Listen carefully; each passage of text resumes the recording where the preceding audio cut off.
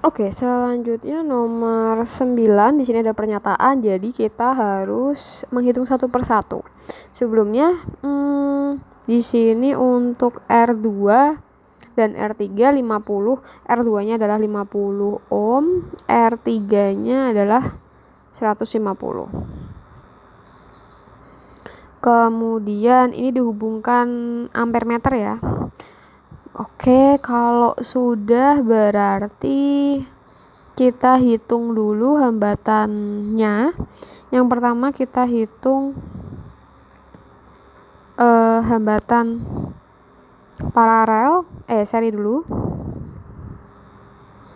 antara R1 dengan R2, berarti R seri sama dengan R1 plus R2, yaitu 100 ditambah 50 sama dengan 150 ohm.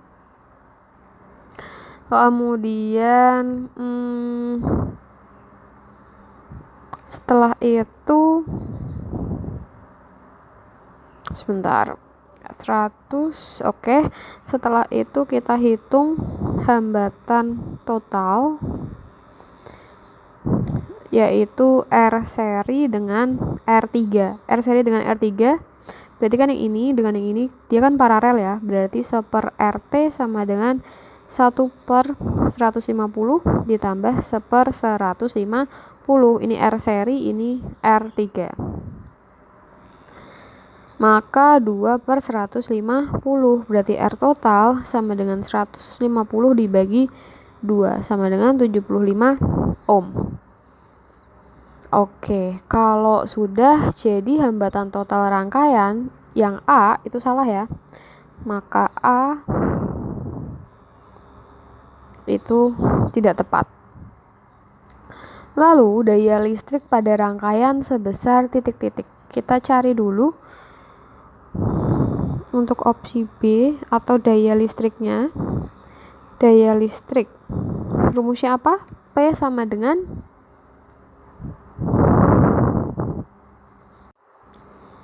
V dikali I. V-nya kita udah dapat belum?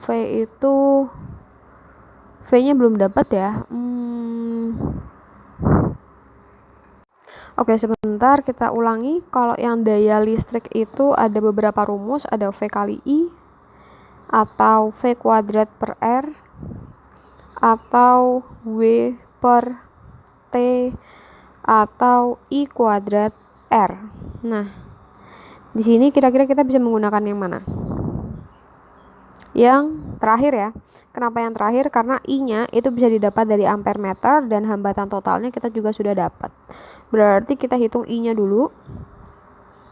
I, cara ngebacanya adalah yang diukur, sebenarnya ini tidak terlalu kelihatan berapa, tapi mungkin ini 100, ini 80.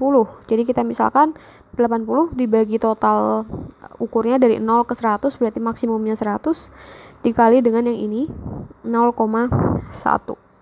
Maka didapatkan coret-coret 0,8 ampere. Bener gak? Apa 0,08 ya?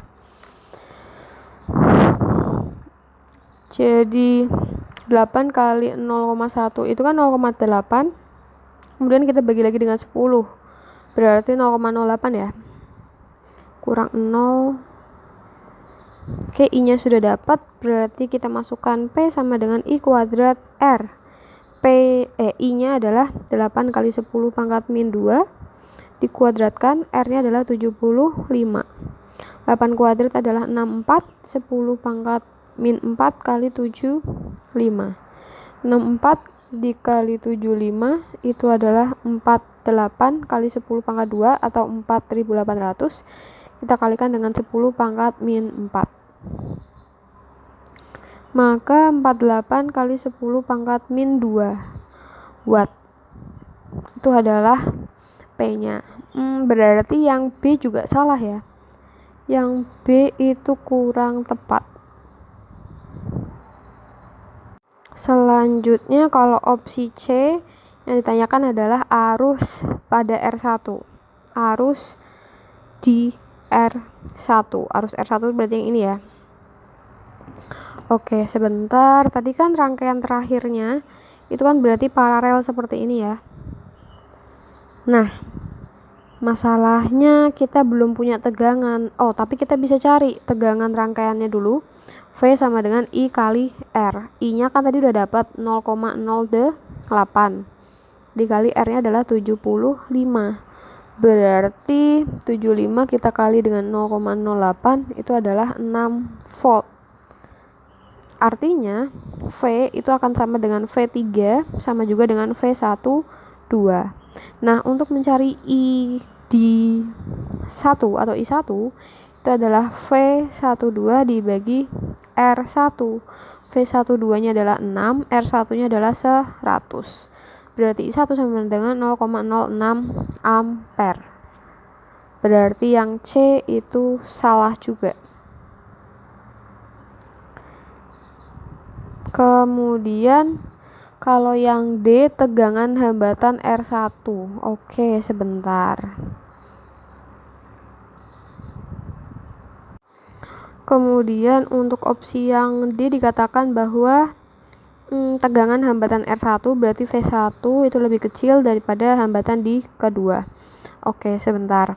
V1 tadi kan V12 sama ya. V12 oke. Tadi V12 kita tahu bahwa nilainya adalah 6 volt. Tapi kan masih gabungan. Kalau kita mau cari V1 dan V2-nya, kita hitung dulu I-nya.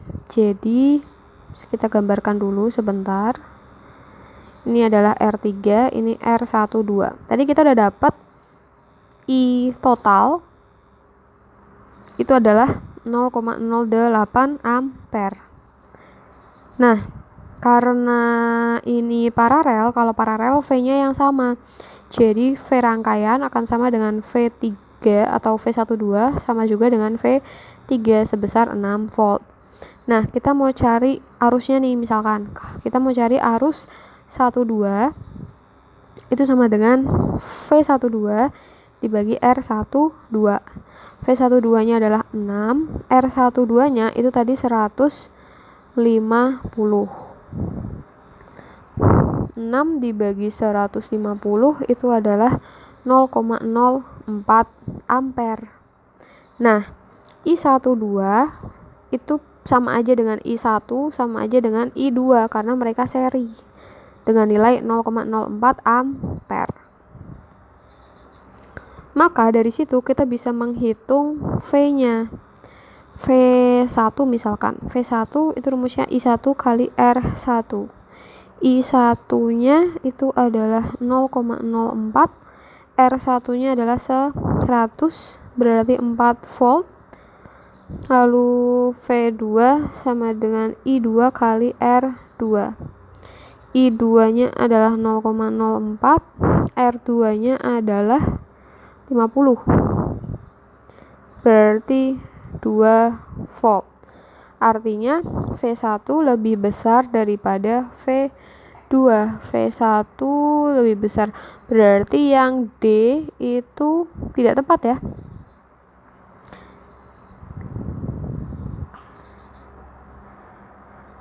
Harusnya besaran V1.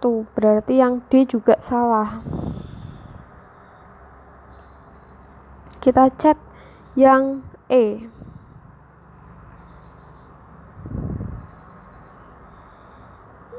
Yang E itu dikatakan bahwa daya di hambatan kedua lebih kecil daripada daya di hambatan ketiga. Oke, rumusnya itu adalah misalkan P2. Kita bisa menggunakan rumus I2 kali R2. I-nya adalah I2 berapa tadi? I2-nya 0,04 ya. 0,04. R2-nya adalah 50. Berarti 2 watt. Kemudian P3 sama dengan I3 kali R3. I3-nya sebentar kita cek. I3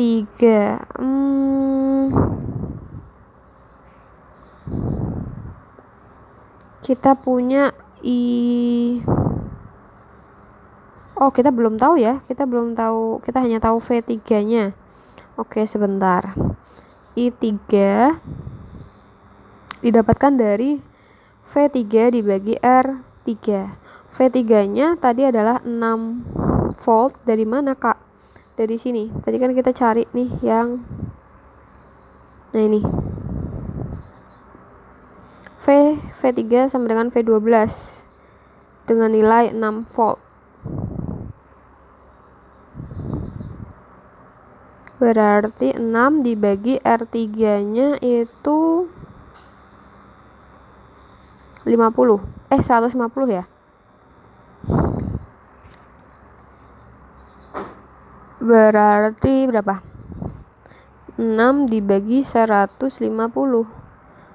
0,04 watt. Kita cek pernyataannya, P3 nya lebih besar ya. Oke, sebentar, belum selesai ternyata. Ini bukan watt ya, tapi ampere, berarti 0,04. R3 adalah 150. Maka jawabannya adalah 6 watt. Jadi pernyataan ini itu benar. Jawabannya adalah yang E. Oke, selanjutnya soal yang terakhir. Jadi yang diminta adalah kegiatan untuk memperbesar daya. Perbesar daya. Rumus daya salah satunya ada P sama dengan V2 per R. Oke, kita ambil yang ini karena hubungannya dengan R sama V. Jadi kalau mau memperoleh daya terbesar, berarti kan P besar nih. P besar itu artinya V-nya itu juga besar dan R-nya dia semakin kecil. Kira-kira yang mana? Kalau misal, caranya adalah kamu hitung setiap opsinya. Misalkan nih yang A. Yang A itu memperoleh daya terbesar S1 tertutup. S1 tertutup berarti yang atas ya, S2 tertutup, dan S3 nya terbuka. Berarti kita hitung paralel aja, 1/RP sama dengan 1/8 plus 1/6. Nanti jadikan 24, berarti 3 plus 4. RP nya 24/7. 24/7 itu sekitar 3,4.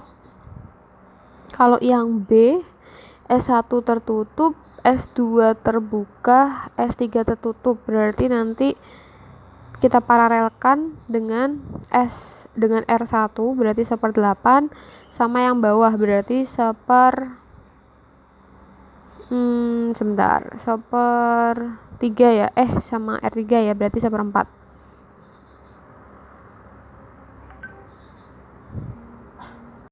Maka nanti kita jadikan 8, berarti 1 plus 2. Berarti RP sama dengan 8/3. 8 dibagi 3 itu sekitar 2,6. Kemudian kalau yang C, S1 nya terbuka, S2, S3 tertutup. Berarti kita paralelkan 1/RP sama dengan 1/6 plus 1/4. Kita jadikan 24, berarti 4 plus 6. Maka nanti RP sama dengan 24 dibagi 10, berarti 2,4.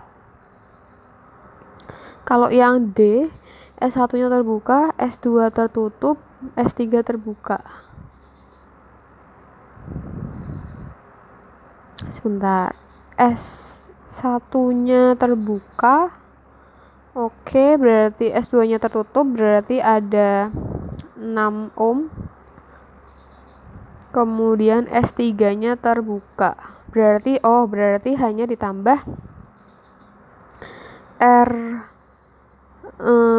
R2 hanya ditambah dengan R4. Nanti dapat 6 plus 8, berarti 14 ohm. Lalu kalau yang E, S1 terbuka, S2 terbuka, S3 terbuka, maka tidak ada arus yang bisa mengalir ya. I-nya 0, yang mana artinya dayanya juga 0. Nah, dari sini kita bisa ambil hambatan yang paling kecil, ada 3,4, 2,6, sama 2,4, sama 14. Berarti yang paling kecil yang C, maka jawabannya adalah yang C.